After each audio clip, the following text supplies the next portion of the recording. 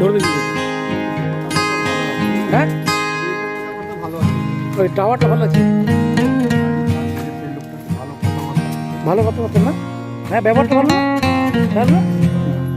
একে চা দিচ্ছিল না, আমি না চা দিই, একে চা দিবে, আমি কেন দেবে না ওরা? একটু হলো খা, সবাই খাচ্ছে আর না খেলে একটু জলের মধ্যে থাকে অভ্যাসটা, অভ্যাসটা হাতে একটু করে দিয়েছে, খাক সেটা।